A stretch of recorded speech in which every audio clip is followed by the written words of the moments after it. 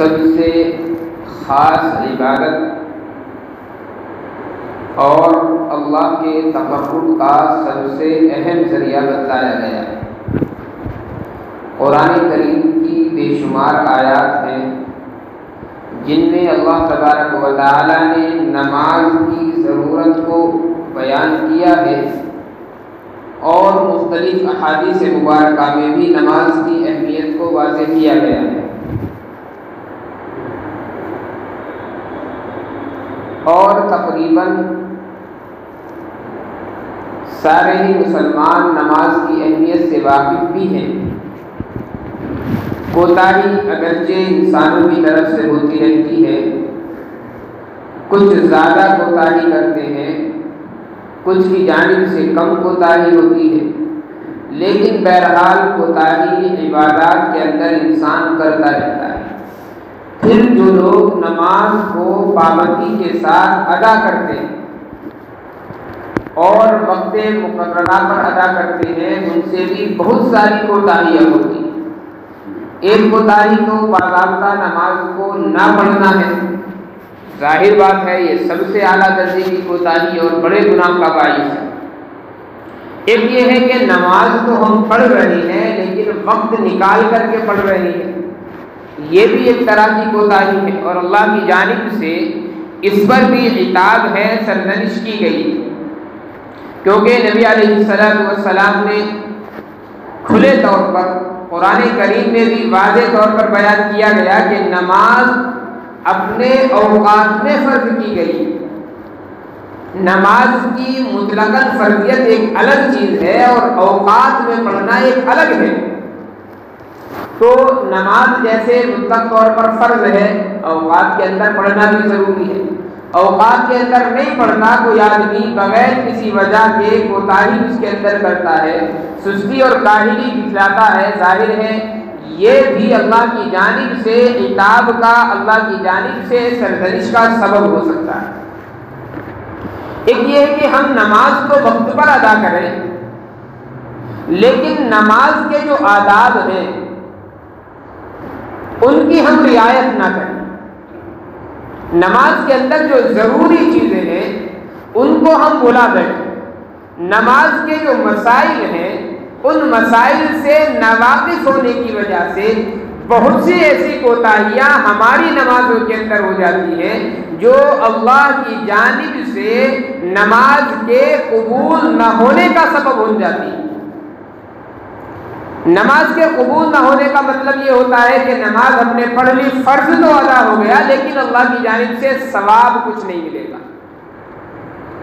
بس ایک فرض تھا آپ کے ذمے میں، وہ آپ نے ادا کر دیا، لیکن ثواب کا جہاں تک تعلق ہے یہ اس وقت ملتا ہے جبکہ کسی بھی عبادت کو، یہ نماز کا ہی مسئلہ نہیں، کسی بھی عبادت کو، کسی بھی عمل کو اس کے مستحبات اور آداب کی رعایت کے ساتھ ادا کیا جائے۔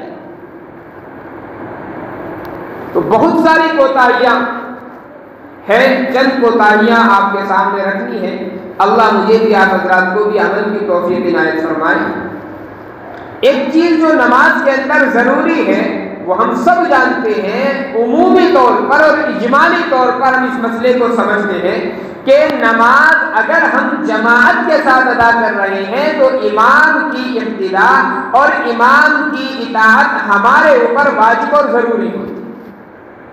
اگر ہم جماعت کے ساتھ نماز ادا کریں اور امام کی اطاعت نہ کرتے ہو، امام کی اتباع نہ کرتے ہو، تو ظاہر ہے ہماری نماز درست نہیں ہو سکتی۔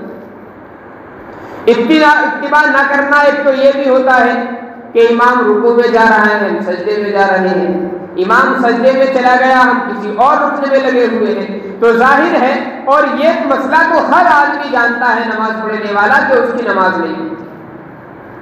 ایک اتباع نہ کرنا اور ہے، اور وہ یہ ہے کہ کسی رکن کو امام کے ادا کرنے سے پہلے ادا کرنے۔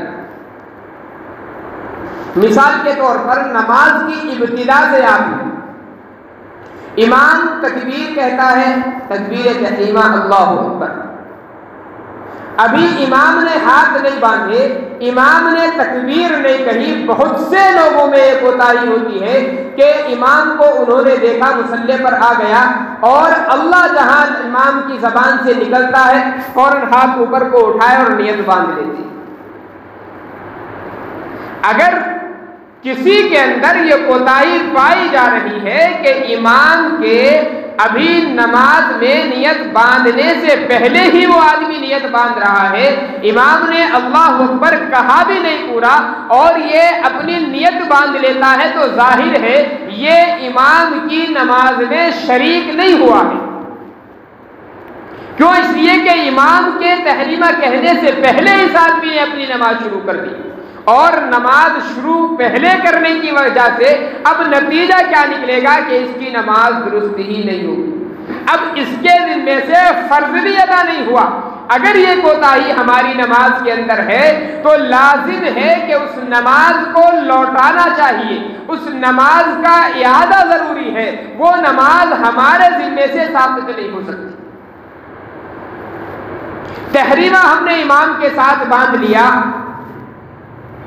رکوع میں جانا تھا، امام سے پہلے رکوع میں چلے گئے، یا رکوع سے اٹھنا تھا، امام سے پہلے رکوع سے اٹھ گئے۔ نماز کا جہاں تک ہونے کا تعلق ہے تو رکن کے اندر ہماری اگر شرکت ہے، یعنی رکوع میں ہم تھے، امام بھی رکوع میں پہنچ گیا، نماز تو ہماری ہو جائے گی، لیکن یہ چیز بہت بڑی وعید کا سبب ہے۔ امام سے پہلے رکوع میں چلے جانا یا امام کے اٹھنے سے پہلے اٹھ جانا، یہ بہت بڑی چیز ہے۔ آقا علیہ الصلوۃ والسلام نے ارشاد فرمایا تم میں سے کوئی آدمی اپنی نماز میں یہ کوتاہی نہ کرے کہ امام سے پہلے اٹھ جائے یا امام سے پہلے رکوع میں یا سجدے میں چلا جائے۔ اور آقا علیہ الصلوۃ والسلام نے جو اس پر وعید فرمائی ہے، حدیث مبارکہ میں ہے، کیا تمہیں اس بات کا ڈر نہیں لگتا کہ اللہ تمہارے سروں کو گدھوں کا سر بنا دے؟ یعنی یہ جو عمل ہے یہ صورتوں کے بدل جانے کا بھی سبب ہو سکتا ہے۔ ملا علی قاری رحمۃ اللہ علیہ بہت بڑے محدث ہیں، انہوں نے اپنی کتاب کے اندر ایک واقعہ لکھا ہے، مرقات کی کتاب ہے، بڑی مشہور کتاب ہے حدیث کی شرح میں۔ تو ایک واقعہ انہوں نے لکھا ہے کہ ایک بہت بڑے محدث تھے، احادیث پڑھایا کرتے تھے۔ ایک صاحب ان سے حدیث پڑھنے کے لیے گئے اور ایک زمانے تک ان سے حدیث پڑھتے رہے۔ ان کا معمول یہ تھا حدیث پڑھاتے ہوئے کہ جب وہ حدیث پڑھاتے تھے تو پردے کے پیچھے سے پڑھاتے تھے، کبھی شاگردوں کے سامنے اپنا چہرہ انہوں نے ظاہر نہیں کیا۔ اب ان سے بڑا گہرا ان کا تعلق ہو گیا، کئی سال یہ صاحب ان کی خدمت میں رہے اور مسلسل حدیث کے پڑھنے اور پڑھانے کا سلسلہ ہوا، تو استاد شاگرد میں گہرا تعلق ہو گئے۔ شاگرد نے ایک مرتبہ درخواست کر دی کہ حضرت اتنے سال مجھے آپ کی خدمت میں رہتے ہوئے ہو گئے، میں نے آپ کا چہرہ نہیں دیکھا، آج تو آپ درمیان سے پردوں کو ہٹا دیجیے۔ اب جو کہ گہرا تعلق اور ربط تھا، انہوں نے درمیان سے پردہ کھولا، دیکھا تو استاد کا جو چہرہ ہے وہ بالکل گدھے کی طرح بنا۔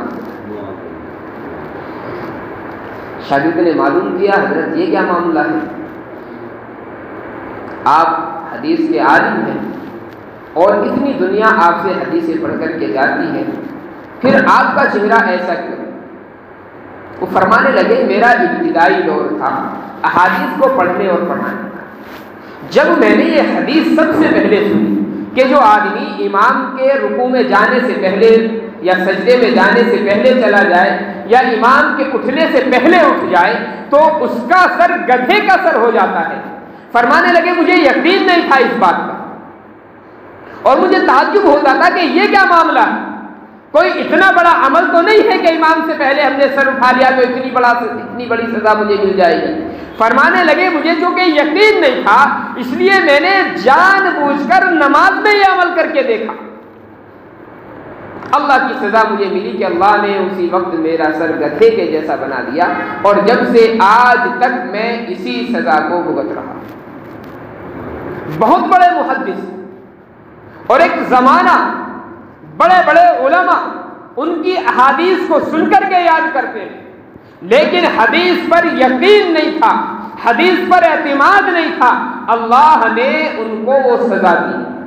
اب اس کا یہ مطلب نہیں ہے کہ اگر ہمیں کسی کو وہ سزا نہیں ملتی تو حدیث جھوٹی ہو جائے گی، نہیں، اللہ کی طرف سے کسی پر پکڑ آتی ہے، کسی کو ڈھیل دی جاتی ہے۔ اللہ ہر آدمی کی دنیا میں پکڑ نہیں کرتا یا ہر آدمی کو دنیا میں سزا دے، یہ اللہ کا اصول نہیں ہے، اللہ کا طریقہ نہیں ہے۔ اللہ کا جو جتنا زیادہ قریب ہوتا ہے، اللہ سے جتنا قرب انسان کو ہوتا ہے، پھر سزائیں بھی اللہ کی جانب سے اسی پر زیادہ آتی۔ تو یہ بہت بڑی غلطی ہے کہ ایمان کے کسی بھی رکن میں جانے سے پہلے یا اٹھنے سے پہلے ہم اس رکن کے اندر چلے جائیں۔ ہمارے یہاں یہ معمول ہے کہ امام پہلے سجدے سے اٹھا، بہت سے لوگ ہیں اگر 2-4 سیکنڈ کی امام تاخیر کر دے، آدھے سے زیادہ لوگ سجدے میں جانے کے لیے تیار ہو جاتے ہیں، جھک تو جاتے ہی ہیں کم از کم۔ یہ بہت بڑی غلطی ہے نماز کے اندر۔ امام جب تک کسی رکن کے اندر نہ جائے، ہمیں اس سے پہلے جانے کی تو قطعاً اجازت نہیں ہے۔ کچھ علماء یہ کہتے ہیں کہ ساتھ میں جائے، کچھ نے کہا کہ نہیں، 1-2 سیکنڈ کی تاخیر ہو امام مقتدیوں کی، تاکہ شبہ ہی نہ رہے مقدم ہونے کا۔ تو یہ بھی نماز کی ایک بہت بڑی غلطی ہے۔ ایک اور غلطی کی طرف نبی علیہ الصلوۃ والسلام نے اشارہ فرمایا کہ نماز میں ادھر ادھر نہ دیکھو۔ نماز میں کھڑے ہو گئے، کبھی دائیں کو دیکھ رہے ہیں، کبھی بائیں کو دیکھ رہے ہیں، کبھی اوپر کبھی نیچے، تو یہ جو طریقہ ہے آقا علیہ الصلوۃ والسلام نے اس سے بھی خصوصی طور پر منع فرمایا۔ نماز میں ادھر ادھر نہیں دیکھنا چاہیے، اور نبی علیہ الصلوۃ والسلام نے فرمایا کہ شیطان چاہتا ہے کہ تمہاری نماز میں سے کچھ اچک لے۔ اختلاس لفظ نبی علیہ الصلوۃ والسلام نے ارشاد فرمایا، اختلاس کہتے ہیں چوری کرنے والے، ڈاکہ ڈالنے والے کو۔ چور جیسے ہوتا ہے، وہ آپ کہیں راستے میں ہو، آپ کی جیب سے کوئی چیز اس کو نکالنی ہو تو وہ تلاش میں رہتا ہے، کہیں موقع ملے اور میں کچھ نہ کچھ اس کا سامان غائب کروں۔ تو نبی علیہ الصلوۃ والسلام نے فرمایا کہ شیطان تمہاری نماز میں سے اختلاس کرتا ہے، یعنی کچھ نہ کچھ چوری کر لیتا ہے۔ اور وہ چوری کیا ہے؟ وہ چوری یہ ہے کہ جب ادھر ادھر نماز کے اندر دیکھا جائے گا تو شیطان تمہارے اخلاص کو چھین لے گا، اخلاص کو ختم کر دے گا۔ اور ظاہر ہے جو نماز اخلاص سے خالی ہو، جو اللہ کی طرف دھیان جس نماز کے اندر نہ لگتا ہو، وہ نماز کسی کام کی نہیں۔ علماء نے لکھا ہے کہ نماز میں اگر ادھر ادھر جان بوجھ کر کے آدمی خیال لے جائے گا تو نماز فاسد ہو جائے گی۔ ایک تو یہ ہے کہ نماز میں ہم دھیان لگا رہے ہیں نماز کے اندر، لیکن اچانک ادھر ادھر دھیان چلا جاتا ہے، پھر ہم نماز کے اندر لگاتے ہیں، پھر ادھر ادھر دھیان چلا جائے، وہ تو ایک الگ مسئلہ ہے۔ لیکن جان بوجھ کر کے اگر ہم کسی اور چیز میں دھیان لگا دیں نماز کے اندر، نماز فاسد ہو جائے گی۔ تو یہ ایک بہت بڑا مسئلہ ہے کہ ادھر ادھر نہ دیکھا جائے۔ ادھر ادھر دیکھنے کی کئی شکلیں ہوتی ہیں۔ ایک تو یہ ہے کہ ہم باضابطہ گردن گھما کر کے دیکھ رہے ہیں، یہ مکروہ تحریمی۔ اور مکروہ تحریمی کے متعلق مسئلہ یہ ہے کہ واجب الاعادہ ہوتی ہے وقت کے اندر اندر۔ اگر کسی نے گردن گھما کر کے نماز میں ادھر ادھر دیکھ لیا، اگر زیادہ دیر دیکھا ہے، یعنی دیکھنے والا یہ سمجھتا ہے کہ نماز ہی نہیں پڑھ رہا، تب تو نماز فاسد ہو جائے گی۔ اور اگر 2-4 سیکنڈ اس نے دیکھا تب بھی مکروہ تحریمی۔ اور مکروہ تحریمی کا مطلب یہ ہوتا ہے کہ وقت کے اندر اندر آپ کو لوٹانا ضروری ہے نماز کا۔ اور اگر کنکھیوں سے دیکھتا ہے، چہرہ آپ کا بالکل کعبے کی طرف ہے، رخ آپ نے کعبے کی طرف کر رکھا ہے، گردن ادھر ادھر نہیں گھماتے، آپ صرف نگاہوں سے، کنکھیوں سے ادھر ادھر دیکھ رہے ہیں، تب بھی علماء نے اس کو مناسب نہیں لکھا ہے۔ ہاں، نماز اس سے فاسد نہیں ہوگی، نماز آپ کی ہو جائے گی، لیکن اخلاص کو ختم کرنے والی یہ چیزیں، اس لیے اس چیز سے بھی خاص طور پر احتراز رہنا چاہیے کہ نماز کے اندر ادھر ادھر نہیں دیکھنا چاہیے۔ آدمی جب نماز کے اندر آتا ہے تو اللہ سے سرگوشی کرتا ہے، اللہ سے گفتگو کرتا ہے، یہ اللہ سے ملاقات کا ایک اہم ذریعہ ہے۔ اور ظاہر ہے جب ہمارے سامنے تمام بادشاہوں کا بادشاہ موجود ہو اور سب سے اعلیٰ ذات ہمارے سامنے ہو، پھر ادھر ادھر ہم نگاہوں کو لے جائیں، ادھر ادھر اپنے رخ کو کریں، یہ قطعاً مناسب نہیں۔ نبی علیہ الصلوۃ والسلام نے اخلاص کی اسی تعبیر کو ارشاد فرمایا ہے حدیث جبرائیل کے اندر کہ اللہ کی عبادت اس طریقے سے کرو جیسے کہ تم اللہ کو دیکھ رہے۔ نماز پڑھنے جب کھڑے ہو جاؤ تو ذہن کے اندر یہ خیال رہنا چاہیے میرا رب میرے سامنے ہے، اور میرا رب میرے سامنے ہوتے ہوئے میں اللہ کی عبادت کر رہا ہوں۔ تو ظاہر ہے اگر ہمارا پیدا کرنے والا ہمارے سامنے ہو تو پھر نگاہوں کو اگر ادھر ادھر لے جائیں گے تو میرے بھائیوں کتنا بڑا عذاب ہے، یہ ظاہر بات ہے، سزا ہے۔ تو اسی لیے فرمایا کہ اگر یہ کیفیت نہ ہو تو کم از کم یہ کیفیت انسان ضرور بنا لے کہ اللہ مجھے دیکھ رہا ہے۔ اگر اخلاص کا وہ درجہ حاصل نہ ہو تو اتنا تو آدمی کو ہمیشہ ذہن میں رکھنا چاہیے کہ میں نماز پڑھ رہا ہوں تو میرا رب مجھے دیکھ رہا ہے، میرے دل کی کیفیت کو میرا رب جان رہا ہے۔ میں ادھر ادھر اگر نظروں کو لے جاؤں گا میرا رب کیا کہے گا؟ میں اپنے رب کی عبادت کر رہا ہوں، اپنے رب سے گفتگو کر رہا ہوں۔ آپ کسی بڑے آفیسر کے سامنے جب جاتے ہیں اس سے کوئی بات کرنی ہو، آپ کیا کرتے ہیں؟ موبائل اگر آپ کے پاس ہے پہلے سے سوئچ آف کر کے لے جاتے ہیں، اور ادھر ادھر توجہ بالکل نہیں ہوتی ہے، کیوں؟ کہیں سامنے والا ناراض نہ ہو جائے، وہ کہے گا دیکھو بات مجھ سے کرنے آیا ہے، دھیان میری طرف نہیں لگا ہوا ہے، اس کا دھیان کسی اور کی طرف۔ فون اگر اتفاقاً کھلا رہ جائے، گھنٹی آ جائے، چپکے سے نکال کر کے فوراً سوئچ آف ہم کر دیتے ہیں۔ ہم یہ نہیں دیکھتے فون کرنے والا کون ہے، کیونکہ ہم سامنے والے کی اہمیت کو جانتے ہیں، اس کی ناراضگی سے ہم ڈرتے ہیں۔ جب میرا رب میرے سامنے ہو، ہمارا خیال یہ ہو کہ میرا اللہ مجھے دیکھ رہا ہے، میں اپنے اللہ کو سامنے دیکھ رہا ہوں، اب میرے بھائیوں دھیان ہمارا ادھر ادھر جائے تو کیا میرے رب کو اچھا لگے گا؟ آپ تصور کریں اس ذات کی ہم عبادت کرنے آئے، اللہ کو یہ چیز پسند نہیں آئی، تو اس چیز کی جو احتیاط ہے وہ بہت زیادہ کرنی چاہیے کہ نماز میں دھیان بھی ہمارا ادھر ادھر نہ جائے اور نظریں بھی ادھر ادھر نہیں جانی چاہیے، بالکل سامنے کی طرف نظریں ہماری ہونی چاہیے، سجدے کی جگہ پر نظریں ہونی چاہیے، اس سے زیادہ ادھر ادھر نظروں کا پھیرنا یا قطعاً مناسب نہیں۔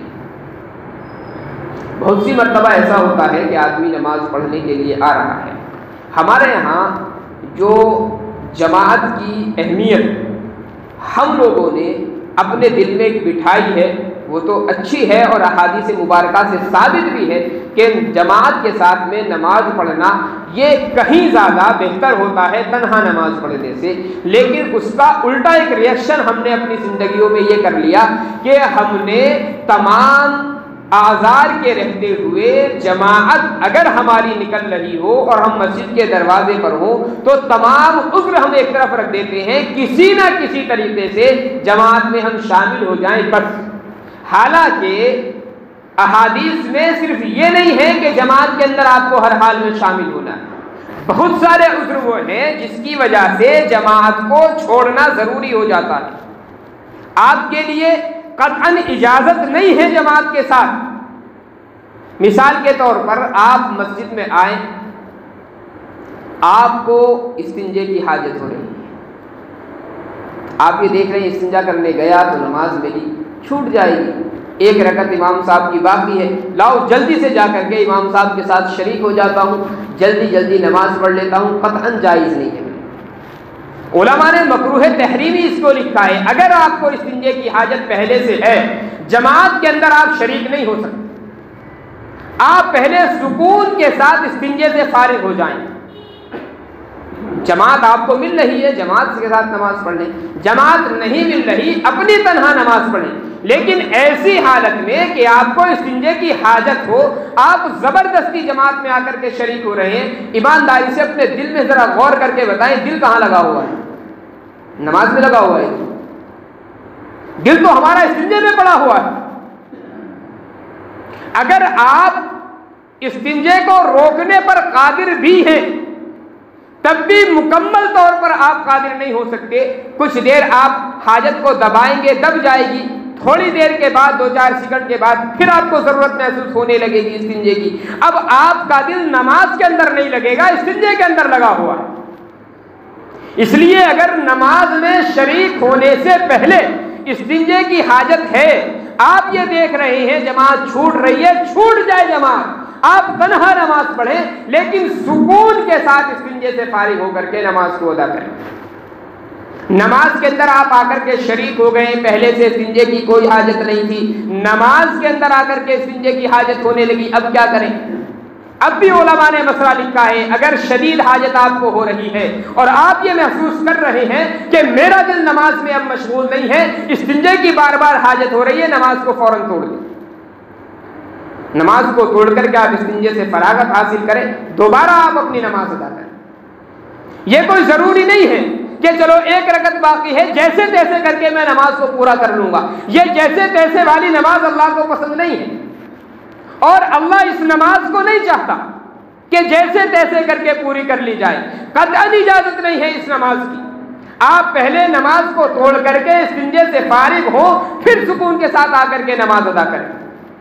ہاں اگر ہلکی پھلکی حاجت آپ کو محسوس ہوئی، آپ نے حاجت کو دبایا، سکون سے آپ کا دل ہو گیا، شوق سے آپ نماز ادا کر لیں۔ یہی مسئلہ کھانے کا بھی ہے، حدیث میں بڑی صراحت کے ساتھ یہ بھی ہے کہ اگر کسی آدمی کے لیے نماز اور کھانا دونوں جمع ہو جائیں تو اس کے لیے حکم یہ ہے کہ کھانے سے ابتدا کریں۔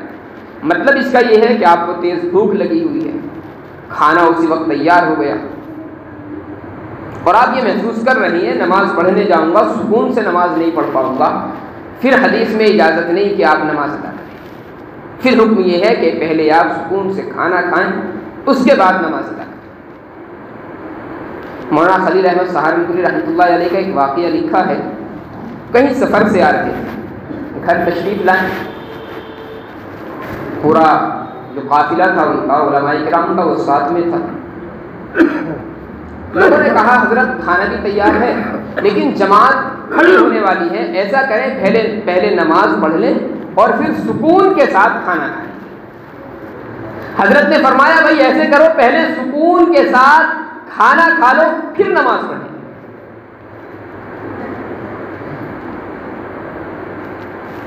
کتنا بڑا فرق ہے۔ جو آپ کے ساتھی ہیں وہ کہہ رہے ہیں پہلے نماز پڑھ لیں پھر سکون کے ساتھ کھانا کھائیں گے، آپ نے فرمایا نہیں، پہلے کھانا کھاؤ سکون کے ساتھ پھر نماز پڑھیں۔ پھر حضرت مولانا خلیل احمد سہارنپوری نے حضرت امام ابو حنیفہ رحمۃ اللہ علیہ کا ایک مقولہ سنایا۔ امام ابو حنیفہ رحمۃ اللہ علیہ فرماتے ہیں کہ مجھے یہ بات زیادہ پسند ہے کہ میں کھانا کھاتے وقت نماز میں مشغول رہوں اس بات سے کہ نماز پڑھتے ہوئے کھانے میں مشغول رہوں۔ اس کا مطلب یہ ہے کہ آدمی کو شدید بھوک لگی ہوئی ہے، نماز کے اندر آ کر کے شریک ہو گیا، اب نماز میں اس کا دل نہیں لگے گا، وہ چاہتا ہے جلدی سے نماز پوری کروں، سکون کے ساتھ میں جا کر کے پھر کھانا کھاتا ہوں، تو نماز تو پڑھ رہا ہے لیکن دل اس کا نماز کے اندر لگا ہوا نہیں ہے، دل اس کا کھانے کے اندر لگا ہوا ہے۔ اور وہ لوگ جو نماز کے پابند ہوتے ہیں، نماز کے وقت پر ادا کرنے کی جن کو عادت ہوتی ہے، آپ ان کو اگر جماعت چھڑا کر کے کھانے کے اندر لگا دیں گے، کھانا کھانے کے لیے بٹھا دیں گے، کھانا تو کھا رہے ہوں گے لیکن دل ان کا نماز کی طرف لگا ہوا ہوگا۔ تو امام اعظم ابو حنیفہ فرماتے ہیں کہ مجھے یہ زیادہ پسند ہے کہ میں کھانا کھاتے وقت نماز میں مشغول رہوں، یعنی اگر نماز کے وقت میں کھانا بھی آ جائے اور کھانے کی بھوک تیز لگی ہوئی ہو تو میں ابتدا کھانے سے کروں گا تاکہ ادھر کھانا کھا رہا ہوں اور میرا دل نماز کے اندر لگا ہوا ہو، نماز کی مجھے فکر لگی ہوئی ہو۔ اس کے الٹا اگر کر دیا جائے کہ بھوک بھی لگی ہوئی ہے، نماز کا بھی وقت ہو گیا، چلو جی پہلے نماز ہی پڑھ کر کے آ جاتے ہیں، تو آدمی کیا کرے گا؟ جلدی جلدی نماز کو ادا کرے گا، چونکہ بھوک لگی ہوئی ہے، برداشت نہیں ہو رہا، تو جلدی جلدی نماز کو پڑھنا کھانے کی وجہ سے۔ ہم غور کر لیں اللہ کے یہاں کتنی مقبول ہوگی ایسی نماز۔ اس لیے یہ چند کوتاہیاں ہیں جو نماز کے تعلق سے ہم کرتے ہیں۔ اللہ مجھے بھی آپ حضرات کو بھی ان تمام کوتاہیوں سے بچنے کی توفیق عنایت فرمائے اور تمام باتوں پر عمل کی توفیق دے۔ وما